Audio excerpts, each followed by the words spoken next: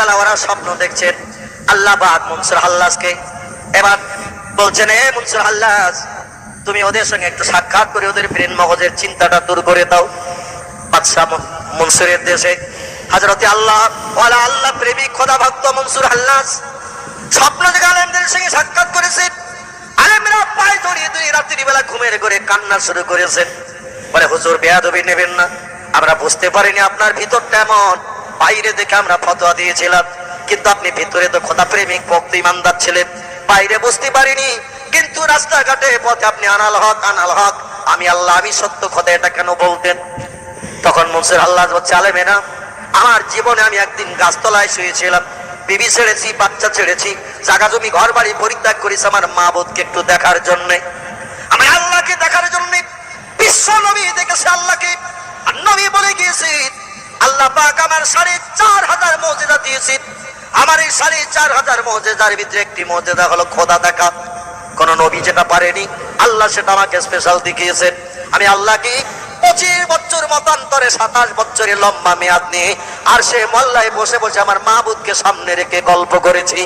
জয় বলুন সুবহানাল্লাহ। রাসূল বলেন, আমার মুজিজা একটাও আমি কবরে নিয়ে যাব না, আমার মুজিজাগুলো আমি আমার উম্মতদের জন্য রেখে যাচ্ছি। আমার উম্মতেরা প্রয়োজনের তাগিদে আমার মুজিজাগুলো কাজে ব্যবহার করে তারা উপকৃত হবে, কারণ আমার পরে আর কোন নবী রাসূল পৃথিবীতে আসবে না। এজন্য আমার মুজিজাগুলো আমার উম্মতের উপকারে কাজে লাগবে। জোরে বলুন সুবহানাল্লাহ। মুজিজা শব্দটি হলো আরবি শব্দ, এর আবিধানিক বাংলা অর্থ হলো অলৌকিক তাজ্জব আশ্চর্যান্বিত ঘটনা।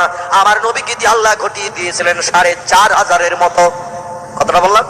৪,৫০০ মতো নবীকে নবী হিসাবে প্রমাণ করার জন্য আল্লাহ পাক ৪,৫০০ মুজিজা দান করেছিলেন। একটি মুজিজা হলো দুনিয়ায় বেঁচে থাকতে আমার আল্লাহকে দেখা। রাসূল বলেন, আমি যেমন দেখলাম আমার উম্মত তোমরা তেমন দেখতে পাবে, আমার আদর্শের অনুসারী যদি তোমরা হয়ে যাও। কিন্তু আমরা তো সব মেম্বারের অনুসারী, কেউ বা প্রধানের অনুসারী, কেউ এমএলএ এর ভক্ত, কেউ এমপির ভক্ত, কেউ বা মুখ্যমন্ত্রী, কেউ বা প্রধানমন্ত্রী। আমাদের দেশের যারা নেতা আমরা তাদেরই ভক্ত সেজেছি, নবী মুহাম্মদ রাসূলুল্লাহর ভক্ত আমরা হতে পারিনি। ঠিক বললাম না ভুল বললাম ভাই? বিশ্ব নবীর মুহাম্মদের ভক্ত হতে পারিনি। তারা হয়তো বলবেন it is wrong your theory মৌলবী, আপনার যুক্তিটা ঠিক না। আমাদের চেহারার দিকে তাকিয়ে দেখেন, আমরা পুরো উম্মতে মুহাম্মাদি সেজে গেছি। আজকের এই জলসাটার দিকে তাকিয়ে দেখলে মনে হয় আল্লাহর ফেরেশতা সব জলসায় এসে হাজির হয়ে গেছে। ঠিক বললাম না ভুল বললাম? আমাদের চেহারার দিকে তাকালে মনে হবে আল্লাহর ফেরেশতা সব এসে বসে গেছে, আসমান থেকে সব নেমে গেছে। তবে কালকের সকালে ফেরেশতা থাকবে না, ফেরেশতা সব গিরগিটি হবে। কি হবে বললাম? গিরগিটি। ও দেখবেন মাঝে মাঝে রং পাল্টায়, মাঝে মাঝে লাল হয়, মাঝে মাঝে সবুজ হয়, গাছের সঙ্গে মিশে যায়। গিরগিটি বোঝেন তো? ও মাঝে মাঝে রং পাল্টায়, যখন যেমন দরকার তখন তেমন হয়। আজকের জলস উপলক্ষে সব ফেরেশতা সেজেছি, বিশ্ব নবীর পূর্ণ পায়বানদের অনুসরণ করে আজ বসেছি। মাথায় টুপি, গায়ে পায়জামা, পাঞ্জাবি, লুঙ্গি। কালকের সকালে আমাদের চেহারা হবে সব গিরগিটি মার্কা, মাথায় টুপিও থাকবে না, মুখে দাড়িও থাকবে না, গায়ে লম্বা জামাও থাকবে না। আমেরিকার, জাপান, জার্মানের ফ্যাশন, গায়ে শাটার, পরনে প্যান্ট। হঠাৎ রাস্তায় যদি একটু মাইনাস করার দরকার হয়, চেনটা টেনে দিই, সালে মেশিন বাস করে হরস বাইক ছেড়ে স্টার্ট দেবে, অসুবিধে কিছু নাই, ও বসারও দরকার নাই। কালকের জলসা ছিল তাই বসেছিলাম। আজকের পেশাব লেগেছে বেলা 11টায়, রাস্তা দাঁড়িয়ে চেনটা টেনে হোসপাই পার করে অ্যাকশন করছে, খানা খলতো বিল বাগান ভরাট করে দিচ্ছে। রাসূল বললেন, পেশাব যখন লাগবে বসবে, তোমরা বসে বসে পেশাব করবে, কারণ তোমার দেহের সব থেকে দামি জিনিস যেটি নাম হলো তার গুপ্তাঙ্গ লজ্জা শরম। তুমি লজ্জা শরম আবরণ করবে, ঢেকে বসবে, পেশাব করবে। দাঁড়িয়ে যদি কেউ পেশাব করে হাফ মাইল দূরে থেকে ওর যন্ত্রপাতি সব দেখতে পারবে কিনা বলো? যন্ত্রটা কেমন, লম্বা না বেটে, সরু না মোটা, হাফ মাইল দূরের দিকে যদি কেউ নজর করে হোসপাইপ দেখতে কোনো অসুবিধা হবে না। কিন্তু বসে যদি একবার পেশাব করে, তাও রাসূল বলেছেন গাছের আড়ালে, পাহাড়ের আড়ালে, ঝোপঝাড় জঙ্গলের পাশে আড়ালে পড়বে, তোমার সামনের দিক থেকে কেউ যেন তোমার লজ্জাস্থানের দিকে তাকাতে না পারে। কুকুর আর মানুষ এখন হয়েছে সমান, কুকুর আর মানুষ এখন এরা হয়েছে সমান। যদি বলেন হোয়াট ইজ দ্য ডকুমেন্ট, দেখবেন আল্লাহ কুকুরের লেজ দিয়েছে 1 থেকে 1.5 হাতের মতো লেজ দিয়েছে না? লেজটা এই জন্যই দিয়েছে তোর গুপ্তাঙ্গ সরমগা দিয়েছে, ওটা ঢেকে রাখবি, কাউকে দেখাবি না, কারণ ওটা দামি জিনিস, ওটা দামি যন্ত্র। ওটা কাউকে দেখাবি না। ওর 1 হাত থেকে 1.5 হাত লম্বা লেজ দিয়েছে আল্লাহ। ও 1.5 হাতের জায়গায় যদি 2 হাতও দিত, 1 পেসের জায়গায় 2 পেস দিয়ে দিত পিঠের উপরে। ঠিক বললাম না ভুল বললাম? ওই 1 হাত লেজ দিল পিঠের উপরে গটিয়ে রাখে, 1.5 হাত দিল 2 পেস দেবে, 2 হাতও যদি দেয় 3 পেস দিয়ে গটিয়ে রাখবে। আর রাস্তাঘাটে পথে যখন যায়, যত জীবজন্তু সৃষ্টি আছে সব ডেকে ডেকে বলে, একটু দেখে নে আমার যন্ত্রপাতি কেমন আছে দেখ ভাই, মেশিনারি যন্ত্রপাতি কেমন আছে সব দেখ। আমি লেজার নিচে করে রাখি, উঁচু করে রেখেছি যন্ত্রপাতি তোদের দেখানোর জন্য। কুকুর যেমন সব সময় আলগা করে রাখে, সৃষ্টির শ্রেষ্ঠ মানুষ এরা আজ আলগা করতে শুরু করেছি। আল্লাহ বললেন তোমরা সমস্ত সৃষ্টির ভিতরে শ্রেষ্ঠ। আল হায়াউ শুবাতু মিনাল ঈমান, লজ্জা শরম গুপ্তাঙ্গ আবরণ করা হলো ঈমানের অর্ধেক অংশ। যারা ইজ্জত শরম লজ্জা শরম আবরণ করে না, গুপ্তাঙ্গকে যারা ঢাকে না, এদের ঈমানের অর্ধেক অংশ নষ্ট হয়। আর যারা ঈমানের অর্ধেক অংশ নষ্ট করে, এদের নামাজ কালাম কোরআন তিলাওয়াত জিকির আজকার তাসবিহ তাহলিল খোদার দরবারে কিছুই কবুল হবে না। আপনাদের পীরহাটি লোকেরা জীবনে আলগা টালগা করে না, সব ঢেকেই রেখে দেয়। যদি দরকার হয় তো সব যার খুঁজে বসে, অন্তত কেউ যেন দেখতে না পায়। তবে আমাদের 24 পরগনা এলাকার কথা বলছি, লোকজন না দেখলে ওরা চিন্তা নেয় না, একটু দেখে যা যন্ত্রপাতি মেশিনটা কেরাম। বুঝতে পেরেছেন মুসলমান ভাইরা আমার? হযরত মুনসুর হাল্লাজ রাহমাতুল্লাহ আলাইহি আলেমন আমাদের ডেকে বলছো, নবীর আদর্শ বাস্তবে রূপায়ণ করতেছি, বিবি ছেড়েছি, বাচ্চা ছেড়েছি, ঘর বাড়ি জায়গা জমি সব পরিত্যাগ করে পাগল হয়ে রাস্তায় বেরিয়েছি। আল্লাহর নবী আল্লাহকে দেখেছে, আর নবী বলেছে আমার উম্মতেরাও দেখতে পাবে। এই জন্য খোদাকে আপন বানানোর জন্য সচেষ্ট হয়েছে। চলতে চলতে চলতে চলতে একদিন রাস্তার ধারে গাছতলায় ঘুমিয়ে পড়েছে। আমার আল্লাহ পাক আমার সামনে এসে দাঁড়িয়ে গেলেন। জোরে বলুন সুবহানাল্লাহ। ডেকে বলে, মুনসুর হাল্লাজ রে, মুনসুর হাল্লাজ, আমাকে টাকার জন্য বিবি ছাড়লি, বাচ্চা ছাড়লি, ঘর বাড়ি ছাড়লি, জায়গা জমি ছেড়ে দিয়ে দিলে, দুনিয়ার সুখ স্বাচ্ছন্দ্য পরিত্যাগ করে দিয়ে পাগল হয়ে ঘুরে বেড়াতে শুরু করে দিলি। আর আমি আল্লাহ আমার চেহারা তোকে দেখাবো না, তাহলে আমার নবীর কাছে ওয়াদা ভঙ্গ হয়ে যাবে। আমার নবী আমার আরশের পায়ে জড়িয়ে কেঁদেছিল আর বলেছিল, আল্লাহ দুনিয়ায় চলে যাচ্ছি, তবে হঠাৎ একটা কথা মনে পড়েছে, এই জন্য আপনার আরশের পায়ে জড়িয়ে ধরে ধরে কাঁদছি। আমার আল্লাহ বলেন, মাবকুকা ইয়া আইয়ুহান নবী, ও আমার হাবিব রে, 27 বছরের লম্বা মেয়াদ নিয়ে তোমার সঙ্গে গল্প করলাম, সামনাসামনি বসে বসে জান্নাতি মধু দিলাম, জান্নাতি দুধ দিলাম, জান্নাতি মদ তোমাকে খাওয়ানোর জন্য পরিবেশন করলাম। আর আমার নূরে তাদলে চেহারা 27 বছরের লম্বা মেয়াদ ধরে তোমার দেখিয়ে কলিজা ঠান্ডা করলাম। জিবরিলের সঙ্গে পৃথিবীতে ফিরে যাবে, হঠাৎ করে আরশের পায়ে জড়িয়ে কেন কাঁদো? আল্লাহ নবী বলেন, আল্লাহ আমি দেখেছি আপনাকে, আমার জীবনের দুঃখ নিবারণ হয়েছে। 13 বছর মক্কাতে যে মার খেয়েছি, বলো জ্বালা যন্ত্রণা নির্যাতন অত্যাচার সহ্য করেছে, আল্লাহ আজকে আমার সব ব্যথা নিবারণ হয়ে গেছে আপনার চাঁদ মুখ দেখে। জোরে বলুন সুবহানাল্লাহ। নূরে তাজলের চাঁদ মুখ দেখে আমার জীবনের সব ব্যথা সব দুঃখ নিবারণ হয়ে গেছে। কিন্তু পৃথিবীতে ফিরে যেতে যে হঠাৎ আমার স্মরণে পড়ে গেল, পৃথিবীতে আমার গুনাহগার উম্মত মণ্ডলীরা আছে, তারা তো আপনাকে কোনোদিন দেখতে পাইনি। আমি দেখবো আপনাকে, আমার উম্মত আপনাকে দেখতে পাবে না। আমি সে নবী নই। জোরে বলুন সুবহানাল্লাহ। আল্লাহ আপনার আরশের পায়ে জড়িয়ে তাই কাঁদছি, আমার উম্মতের সঙ্গে কিভাবে দেখা দেবেন, আজকের একটু বলে না দিলে আরশের পায়া ছাড়বো না। একটু জোরে বলা যাবে না সুবহানাল্লাহ? নারে তাকবীর। আমার আল্লাহ ডেকে বললেন, হাবিব রে, আমার হাবিব, আমি সমস্ত নবীর থেকে তোমাকে ভালোবাসি, সমস্ত নবীর থেকে তোমাকে পছন্দ করে থাকি। তোমার মতো ঘাত প্রতিঘাত দিনের দাওয়াত দিতে যে কোনো নবী পাইনি, তবু আমাকে তুমি বলোনি। আর আমার আরশের পায়ে জড়িয়ে কাঁদবি, তোমার দাবি কবুল হবে না আমার আরশে মহল্লায়, আমি ওটা পছন্দ করি না। যাও, আমি তোমার দাবি কবুল করে নিয়ে নিলাম। তোমার সঙ্গে আমার যেমন সাক্ষাৎ হয়েছে দীর্ঘ সময় ধরে, তোমার উম্মতের সঙ্গে আমার তেমন সাক্ষাৎ হবে পৃথিবীর জমিনে। একটু জোরে বলুন সুবহানাল্লাহ। নবী বলেন, আল্লাহ সেটা কিভাবে, কোন পন্থায় হবে একটু বলুন। আমার আল্লাহ বলে দিলেন, হাবিব পৃথিবীতে যে আপনার উম্মতদের জানিয়ে দেবেন, আসসালাতু মিরাজুল মুমিনিন। জোরে বলুন সুবহান। আর একটু জোরে বলুন সুবহানাল্লাহ। নারে তাকবীর। আল্লাহ ডেকে বলে দিলেন, হাবিব তোমার উম্মতের সঙ্গে আমার দেখা হবে নামাজের মাধ্যমে। নামাজ হলো বান্দার স্রষ্টার সঙ্গে সাক্ষাৎ, এরই নাম হলো মেরাজ। জোরে বলুন। তোমার সঙ্গে যেমন আমার সাক্ষাৎ হলো, নামাজে তোমার উম্মতের সঙ্গে আমার দেখা হবে। এই নামাজের মাধ্যম দিয়ে দেখা করেছেন তারা, যাদের নাম আমি আপনাদের কাছে বললাম। হযরত তিরমিজি রাহমাতুল্লাহ আলাইহি, আল্লামা তিরমিজি রাহমাতুল্লাহ আলাইহি, উনি বলছেন, পৃথিবীর মানুষ কে কতবার তোমরা আল্লাহকে দেখেছো জানি না, আমি বেশি বেশি করে নামাজ আদায় করেছি, যারই কারণে আল্লাহ পাক আমার সঙ্গে 100 অধিকবার সাক্ষাৎ করেছে। এদের নামাজগুলো আমাদের নামাজের মতো নয়। ইমাম আবু হানিফা বলছেন, আমি 36 বছর কাল এশার নামাজে ফজরের নামাজ পড়েছি, এশার নামাজের ওযুতে ফজরের নামাজ কায়েম করেছি। 36 বছর বালিশে বিছানায় রাতে মাথা দিয়ে শুই নাই। জোরে বলুন সুবহানাল্লাহ।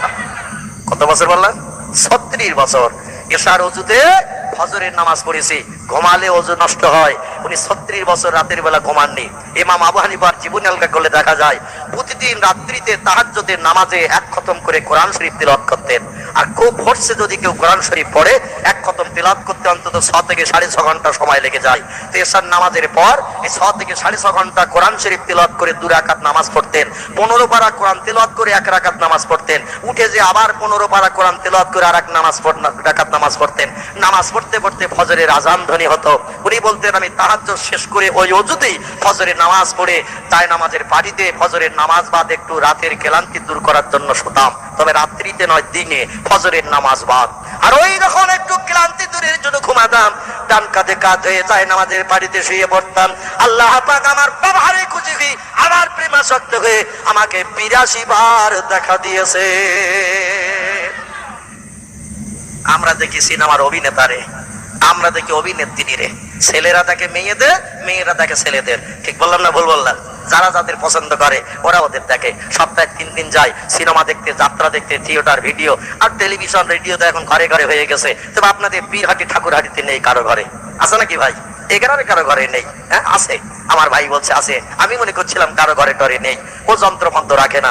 শরীয়তের পরিভাষায় তিরমিজি আবু দাউদ শরীফের হাদিসে এসেছে, আল্লাহ নবী সাল্লাল্লাহু আলাইহি ওয়াসাল্লাম বলেছেন, যে ঘরে জীবজন্তুর ফটো রাখা হয়, যে ঘরের ভিতরে যন্ত্র বা মেশিনের মাধ্যম দিয়ে জীবজন্তুর ফটো দেখা যায়, ওই ঘরটি ইসলাম শরীয়তের নাজায়েজ হয়। ও ঘরে আল্লাহর রহমতি ফেরেশতা আসে না। ও ঘরে কোনো নামাজ কালাম ইবাদত খোদার দরবারে কবুল হবে না। জোরে বলো নাউজুবিল্লাহ। মানা না মানা আপনার ব্যাপার। আমার নবী বলেছেন, মানলেন ভালো, না মানলেন আরো ভালো, অসুবিধে নেই। তবে অ্যাকশন আসতেছে, অসুবিধে কিছু নেই, অ্যাকশন আসতেছে।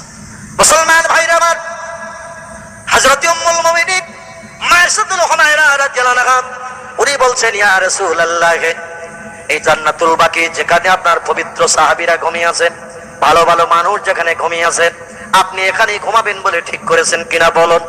খেয়াল আছে তো কথাটার দিকে? না গেনা হারিতে গেছে সব?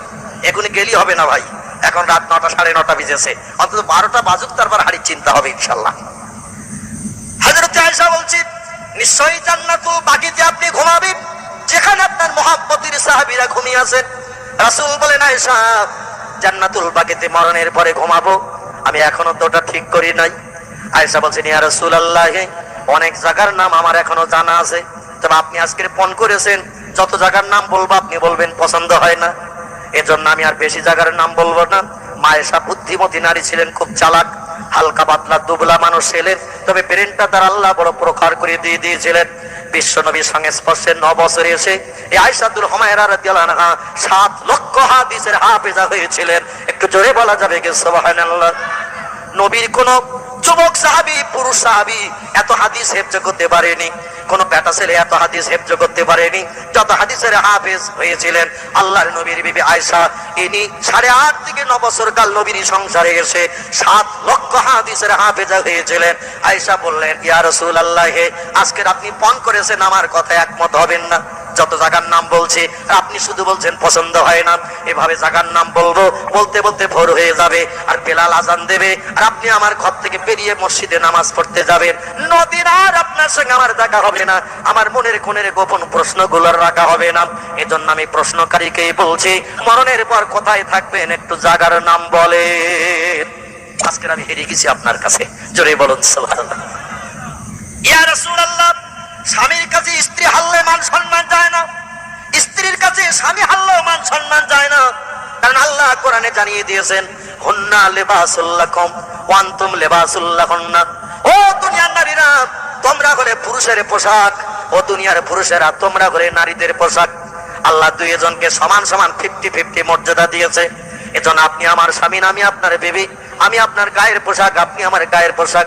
ঘরের ভিতরে আমাদের স্বামী স্ত্রী প্রশ্ন উত্তর হচ্ছে, বাইরের তো কেউ জানে না, খবর রাখে না। এখানে স্ত্রী স্বামীর কাছে হারলে কিছু যাবে না, জোরে বলুন সুবহানাল্লাহ। আপনার কাছে আমার দাবি, একটু বলুন বলুন বলুন, মরণের পর আপনি কোথায় ঘুমাবেন বলে জায়গা ঠিক করেছেন? রাসূল বলেন, আয়েশা আমার মুখের দিকে তাকাও। আল্লাহ নবী আমাদের পূর্ব দিকে পা দিয়ে, পশ্চিম দিকে মাথা দিয়ে, হযরত আয়েশা কাবার দিকে পিঠ করে, ভাইজান উত্তর দিকে মুখ করে বসে রয়েছেন। বিশ্বনবী আয়েশার উরুর উপরে মাথা দিয়ে শোয়া, রাসূল আমাদের দিকে পা দিয়ে, পূর্ব দিকে পা দিয়ে, পশ্চিম দিকে মাথা দিয়ে শুয়ে রয়েছেন আয়েশার ঘরে। আর মা আয়েশা পা লম্বা করে বসে আছেন। আমাদের মায়েরা যেমন বাচ্চাদের কোলে করে নিয়ে পা লম্বা করে বসে থাকে, ওই রকম পা লম্বা করে বসা। আর উরুর উপরে আল্লাহর নবী বালিশ তৈরি করে নি, আয়েশার উরুটা বালিশ বানিয়ে নিয়ে রাসূল মাথা দিয়ে একটু লম্বা হয়ে শুয়ে আছেন। মা আয়েশা খেদমত করছেন স্বামীকে, স্বামীকে উরুর উপরে মাথা রাখিয়ে বালিশ বানিয়ে শুয়ে রেখেছেন। আমাদের মেয়েদের যদি বলা হয় দেবে নাকি, উরু টুরু পেতে দেবে নাকি, বলবে বালিশ এখনো ছিঁড়িনি, ওইটা পেড়িয়ে নে সহ, আমার এখন তোমার মাথার তলায় উরু দেওয়ার সময় নাই। তো এখানকার মারা বসে এরকম বলবে না, বলার আগে কেড়ে যাবে। এখানকার মাদের নামও আমি বদনাম দেব না ভাই, কারণ স্বামীর পায়ের তলায় আল্লাহ স্ত্রী জান্নাত নিহিত করে রেখেছেন। অতএব স্ত্রী জান্নাতে যেতে গেলে স্বামীকে খুশি করতে হবে, যেটা দাবি করবে সেটা মানতে হবে, জোরে বলুন সুবহানাল্লাহ। তবে কোন স্বামী যদি বলে চল সিনেমায় যাবো, কোন স্বামী যদি বলে চল যাত্রার টিকিট কেটেছি যাত্রা দেখতে হবে, মেয়েরা যদি বলে যাব না, এতে শরীয়তে তার জান্নাত হারাম হবে না, জোরে বলুন সুবহানাল্লাহ। যাত্রায় নিয়ে যাবে, সিনেমায় নিয়ে যাবে, ভিডিও থিয়েটার দেখাতে নিয়ে যাবে, স্ত্রী যদি যেতে না চায়, স্বামী অসন্তুষ্ট যদি হয়, এর জন্য স্ত্রীকে জাহান্নামী হতে হবে না, ওই স্ত্রী জান্নাতি হবে, জোরে বলুন সুবহানাল্লাহ। আল্লাহ নবী বলেন, আয়েশা আমার মুখের দিকে একটু তাকাও। আল্লাহ নবীর মুখটা উপরের দিকে আর আয়েশার মুখটা উঁচু, আয়েশাকে একটু নিচু করে তাকাতে বললেন। রাসূলের চেহারা দিকে আয়েশা যেই নজর করেছেন, আল্লাহ নবী একটু চোখোচোখি করে ফেলেছেন। আয়েশা লজ্জায় ঠিক করে মুস্কি হাসিয়ে একটু মুখটা ঘুরিয়ে নিয়েছেন। স্বামী স্ত্রী একেবারে কাছাকাছি চোখোচোখি হওয়া একটা লজ্জার ব্যাপার আছে, একটু আত্মসম্মানের ব্যাপার। আয়েশা একটু ঠিক করে হেসে ফেলেছেন, কারণ এই মাথার এই চোখ একেবারে সামনাসামনি দুইজনে দেখা দেখি। আল্লাহ নবী বলেন, আয়েশা মুখ ঘোরালে হবে না, আমার চেহারার দিকে না তাকালে জায়গার নাম বলবো না। আয়েশা আবার মুখ ঘুরিয়ে নবীর মুখের দিকে তাকিয়েছেন। আল্লাহ নবী বলছেন, আয়েশা আজকে তোমার ঘরের ভিতরে এই যেভাবে আমি শুয়ে আছি, তোমার সঙ্গে যেভাবে শুয়ে গল্প করছি, মরণের পর তোমার ঘরের ভিতরে এভাবে যদি কিয়ামত পর্যন্ত আমি ঘুমাতে চাই, তুমি কি তোমার ঘরে আমাকে জায়গা দেবে? আজকের যেভাবে তোমার ঘরে শুয়ে আছি, মরণের পর এভাবেই তোমার ঘরের ভিতরে যদি আমি কিয়ামত পর্যন্ত ঘুমাতে চাই, আমাকে তোমার ঘরে কি কবর দেবে তুমি? আয়েশা বললেন, লাব্বাইকা সাদাইকা ইয়া রাসূলুল্লাহ, ওটা তো আমার জীবন ধন্য হবে, আমার সম্মান আল্লাহর কাছে বেড়ে যাবে, আপনি আমার ঘরে কবরস্থ হয়ে থাকবেন, আর কিয়ামত পর্যন্ত আম্মা আপনার উম্মতের আপনার কবর দেখতে আসবে, আর আপনার কবর দেখতে আসলে আমার ঘরটা দেখে যাবে, আমার দাম বাড়া ছাড়া কমবে না। আপনি আমার ঘরে যদি কবরস্থ হতে চান, আপনাকে কিয়ামত পর্যন্ত আমার ঘরের ভিতরে ঘুম পাড়িয়ে রাখবো। একটু জোরে বলুন সুবহানাল্লাহ। রাসূল বলেন, আয়েশা তাহলে আজ তুমি অঙ্গীকার করো, আমি মুহাম্মদ যেদিন মারা যাব, সেদিন তোমার ঘরের ভিতরে আমাকে ভাবে কবর দিয়ে দিও, আমাকে পশ্চিমে মাথা দিয়ে, পূর্বে পা দিয়ে, আর কাবার দিকে দক্ষিণ দিকে মুখটা করে তোমার ঘরে শুইয়ে দিও, আমি কিয়ামত পর্যন্ত কাবার দিকে মুখ করে যেন ঘুমিয়ে থাকতে পারি। বিশ্বনবীর ওয়াদা পূর্ণের জন্য হযরত আয়েশা হুমায়রা রাদিয়াল্লাহু আনহা রাসূলের মৃত্যুর পরে চতুর্দিকে যখন শোকের ছায়া নেমে গেল, নবীর সাহাবীরা সব কেঁদে কেঁদে যারেরা, হাদিস শরীফ এসেছে, ইসলামিক ইতিহাসে লিপিবদ্ধ হয়েছে, 3 দিন পর্যন্ত মদিনার মেয়েরা উনানে হাড়ি চাপায়নি। আমার নবীর বিয়ের ব্যথাতে যে যেদিকে পারে সব পাহাড়ের কিনারায় বসে বসে কাঁদে, প্রিয় নবী প্রিয় নেতা চলে গেছে। আজ আমরা শোকাহত মর্মাহত, পৃথিবী যেন অন্ধকার দেখছি। বাচ্চারাও পর্যন্ত 3 দিন নবীর প্রেমাসক্ত হয়ে মায়ের কাছে খাবারের দাবি করেনি। জোরে বলুন সুবহানাল্লাহ। কি মায়া তারা করেছিল আমার নবীকে, কি ভালোবাসা দেখিয়েছিল তারা আমার নবীকে। 3 দিন উনানে হাড়ি চাপানোর দরকার হয়নি, বাচ্চারা মায়ের কাছে খাবারের দাবি করেনি। দলে দলে মানুষ আসে আমার নবীকে জানাজা পড়ে পড়ে চলে যায়। বিশ্ব নবীর জানাজা হচ্ছে 3 দিন ধরে, দলে দলে মানুষ আসে জানাজা পড়ে। সোমবার দিন রাসূল বেলা দ্বীপ প্রহরের পর আল্লাহর নবী পৃথিবী থেকে বিদায় নিলেন। সোমকাল মঙ্গল কারো বুধবারের দিন আসরের নামাজ বাদ এবার নবীকে কবরস্থ করা হবে, পরিকল্পনা নেওয়া হয়েছে। সাহাবীর এক জায়গায় বসে মিটিং করলো, আল্লাহ নবীকে কোথায় কবর দেওয়া যাবে। কেউ বলে মক্কায়, বিশ্ব নবীর বিবি আছে খাদিজা, যাকে সব থেকে বেশি ভালোবাসতেন। যখন নবী মক্কার দেশে যেতেন, খাদিজার কবরের ধারে দাঁড়িয়ে গভীর রাত্রে কেঁদে কেঁদে চোখের পানি দিয়ে বুক ভাসাতেন। খাদিজার কবরের পাশে কবর দিলে হয়। কেউ বা বলছেন আল্লাহ নবীর বাপ মা কমিয়ে আছেন, ওই আবহাওয়া প্রান্তরে মরুভূমি বাবলা বাগান, বাপ মায়ের পাশে নবীকে দাফন করে দেয়া ভালো। কেউ বা বলছেন বিশ্ব নবী মোহাম্মদ রাসূলুল্লাহর মাতৃভূমি মক্কার দেশে কাবার পূর্ব দিককার চাঁদওয়ান নবীর বাপের পৈতৃক ভিটা, ওইখানে মোহাম্মদ রাসূলুল্লাহকে কবর দিলে ভালো হয়। অন্য কারো জায়গায় কবর না দিয়ে নবীর বাবার পৈতৃক ভিটায় কবর দেয়া হোক। কেউ বলেন আল্লাহর নবী নিজ হাতে করে একটি ভালো কবরস্থান মদিনায় বানিয়েছেন, সেখানে মুহাম্মদের সাহাবীদের কবর দেওয়া হয়েছে, এখানে নবীকে কবর দেয়া হোক। সিদ্ধান্ত সেটেল হয় না। শেষ পর্যন্ত কি করা যাবে? হযরত আয়েশার কাছে যে বলা হলো, উম্মুল মুমিনিন, এ মা জননী আয়েশা, আপনার স্বামীকে দোয়া রাখা সম্ভব নয়, মদিনায় শোকের ছায়া বয়ে চলেছে, 3 দিন মসজিদে আজান হয় না, নবীর বিয়োগ ব্যথায় নামাজের কথা কারো মনে নাই, 3 দিন আজান হয় না। বেলাল তো কেঁদে কেঁদে সারেদার হয়ে পাগল বনে রয়েছে। আল্লাহ নবীর চেহারার দিকে তাকায়, আসার খেয়ে খেয়ে বলে হযরত বেলাল, আজ নবী নাই, যে নবীর জন্য আমি পাগল হয়ে গেছি, সেই নবী আজ আমাকে ফাঁকি দিয়ে চলে গেল। বেলাল 3 দিন মসজিদে আজান দেয় না, জামাতে নামাজও হয় না। আল্লাহর নবীর সাহাবী হযরত আবু বকর বলেন, আর লাশ উপরে রাখা যাবে না, মাটির তলে দাফন করে দিয়ে স্বাভাবিক নিয়ম তৈরি করতে হবে। কোথায় কোন জায়গায় কবর দেয়া যাবে? মায়েশার কাছে যে জিজ্ঞাসাবাদ করা হলো, আল্লাহ নবীর কবরের জায়গা কোথায় হবে, আপনার কি কিছু জানা আছে নাকি? হযরত মায়েশা বললেন, রে মদিনার মুসলমানেরা, নবী সাহাবীরা, শোনো, আমার স্বামীর সঙ্গে একদিন আমার কথোপকথন হয়েছে। আমার স্বামী বলেছে মরণের পর আমার এই ঘরের ভিতরে যেখানে তিনি বর্তমানে ঘুমিয়ে আছেন, মৃত্যুবরণ করে শুয়ে রয়েছেন, একদিন ঠিক এই অবস্থায় আমার উরুর উপরে মাথা দিয়ে নবী শুয়েছিলেন। আজকের যে অবস্থায় নবী আমার ঘরে শুয়ে আছেন, যে অবস্থায় নবী মৃত্যুবরণ করেছেন, এখান থেকে কিছুদিন আগে ঠিক এই রকম অবস্থা ছিল আমার ঘরের ভিতরে।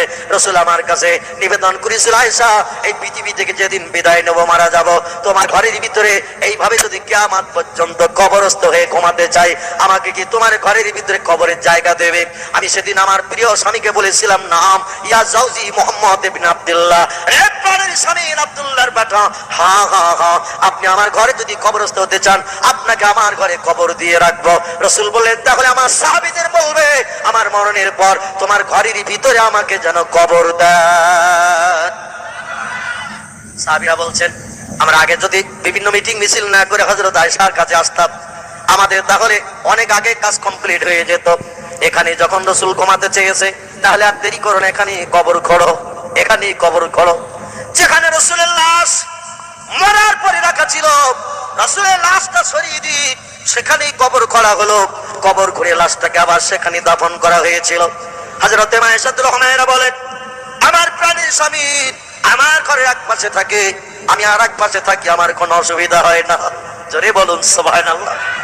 আজকের জলসা শেষ করে আমরা যখন বাড়ি যাব, আমাদের বাড়ির মেয়েদের যদি একটু ডেকে বলা হয়, ওরে বিশ্ব নবী যেখানে মারা গেছেন সেখানে ঘরের ভিতরে কবরস্থ হয়েছেন, আমার মরণটা যদি ঘরে হয়, অন্তত আমার কবরটা ঘরে খাটের তলায় দিস।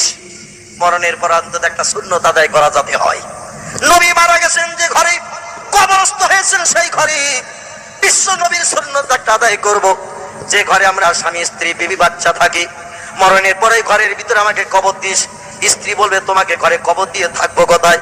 স্বামী বলছে, আমি খাটের তলায় থাকবো মাটিতে, আর তুই থাকবি খাটের উপরে।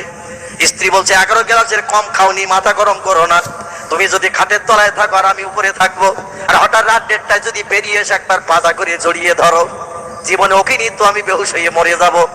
সত্য তুমি ভালোবাসো না কেন? সাউথ ইন্ডিয়ান বেনারসি আর স্বর্ণ কাতান দাও, 2.5 ভরজনের হার দাও, আর কানের ইয়ারিং দাও, 2 জোড়া যদি হাতের বাউটি আর চুড়ি দাও, ল্যাংচা রসগোল্লা সপ্তাহে 3 দিন করে এনে খাওয়াও। মরণের পর কোথায় রাখবো ওটা আমি জানি। যতদিন বেশি আছো ততদিন ভালোবাসা, এক ঘরে থাকা হবে, কিন্তু মরে যাই যাবে তোমার জায়গা হবে 5 তলার পুকুর পাড়। কোথায় বললাম? 5 তলার পুকুর পাড় কবরস্থান, ওখানে তোমাকে রাখবো। তাও উঁচু ঢিবিতে দেব না, কারণ মাঝে মাঝে পুকুরে পানি আনতে যেতে হয়, আর তোমার উঁচু ঢিবি কবর যদি নজরে দেখি কাঁধ হয়ে পড়বো কোথায় তার ঠিক নাই। বরং পুকুর পাড়ের নিচের দিকে দেব, ও কি মারলেও যেন কবর নজরে দেখা না যায়। কারণ মরিয়ে গেছে, কাজ কমপ্লিট হয়ে গেছে, আর কোনো মহব্বত নাই। আমাদের মেয়েদের যত ভালোবাসা দেন, যত গহনার যৌতুক দেন, এদের কাছে দাবি করবেন মরণের পর অন্তত ঘরের ভিতরে একটু কবর দেওয়ার কথা। মেয়েরা বলবেন পাগলামি করো না, ও কথা বাদ দাও, অন্য কথা বলো। কারণ মরণের পর কোথায় কবর দেওয়া হবে সে আমরা ঠিক করে রেখেছি। তোমার ঘরে কবর দিয়ে জীবনে ঘরে থাকা যাবে না। মায়েশা বললেন আমার কোনো অসুবিধা হতো না, আমার প্রাণের স্বামীর বিদায় নিয়েছি, স্বামী থাকবে এক পাশে, আমিও থাকবো এক পাশে। এমনকি গভীর রাত্রি দিন হযরতে মায়েশাতুল হুমায়রা আমার নবীর কবর একা একা জিয়ারত করতেন দাঁড়িয়ে দাঁড়িয়ে। জোরে বলুন সুবহানাল্লাহ। আমাদের দেশের প্রেমিকা বিবি যারা স্বামীকে বিরাট ভালোবাসে, মহব্বত করে, এদের একটু ডেকে বলবেন রাত 1টার দিকে তোমার স্বামীর কবরটা একটু জিয়ারত করে এসো। বলবে তুমি যাও, 10-20 দিতে হয় দেব, আমি যাব না বাসতলায়, কারণ ওখানে গেলে যে কি ঝামেলা হবে তা আমি জানি। একবার যদি খস করে তো কোন দিক থেকে আমার ধরবে তার দিক থেকে নাই, জীবনে একদিনও যাবে না। মায়েশা যতদিন হায়াতে বেঁচে ছিলেন আমার প্রিয় নবীর কবরের ধারে গভীর রাত্রিতে এসে স্বামীর কবর জিয়ারত করতেন। আর আবু বকর সিদ্দিক রাদিয়াল্লাহু বিদায় নিলেন, আল্লাহ নবীর কবরের পাশে মেয়ের কাছে একটু ঘুমানোর জায়গা চাইলেন। ও মেয়ে আয়েশা, নবীর সঙ্গে তোমার বিয়ে দিয়েছি, নবীর বিবি হয়ে গেছো তুমি, কিয়ামতে খোদার কাছে তোমার কত দাম বাড়বে। আমি তোমার বাবা আবু বকর কোনোদিন কিছু চাইনি, তোমার কাছে আমার একটি দাবি, আমার দাবিটাকে একটু পূর্ণ করবে। আয়েশা বলে মা সালাকা ইয়া আবি, আবু বকর বিন আবি কুহাফা, আবু কুহাফার বেটা আবু বকর, বলুন না কি দাবি? বলে আমার মরণের পর তোমারই ঘরের ভিতরে তোমার স্বামীর পাশে আমাকে যদি একটু ঘুমানোর জায়গা দাও, আমি আবু বকর বড় খুশি হয়ে যাই। মায়েশা বললেন আব্বা জান, কত উপকার আপনি আমাকে করেছেন, বিশ্ব নবী সিংহে বিয়ে দিয়ে নবীর বিবি বানিয়েছেন, আল্লাহর জান্নাতে যাওয়ার রাস্তা খুঁজে পেয়েছি, কিয়ামতে খোদার কাছে সম্মান পাবো। আর আপনি আমার কাছে দাবি করেছেন আমার স্বামীর পাশে কবরস্থানে থাকবেন, ঘরে যখন জায়গা আছে আপনাকে বঞ্চিত করব না, আমার স্বামীর পাশে মরণের পর আপনাকেও কবর দেব। জোরে বলুন সুবহানাল্লাহ। কারণ ঘরটি হলো আমার ঘর, অতএব আমি যেটা করব সেটা হবে, আমার ঘরে আপনাকে জায়গা দেব। আল্লাহ নবীর পাশে আবু বকরকে ঘুম পাড়ানো হলো। বিশ্ব নবীর মৃত্যুর 2 বছর পর হযরত আবু বকর রাদিয়াল্লাহু বিদায় নিলেন, ওনাকে ঘুম পাড়িয়ে দেওয়া হলো। পাশে আরেকটা মানুষের কবরের জায়গা, হযরতে মা ফাতেমার ঘরের ভিতরে 3টা মানুষ পাশাপাশি শুলে 2 ধারের খেজুর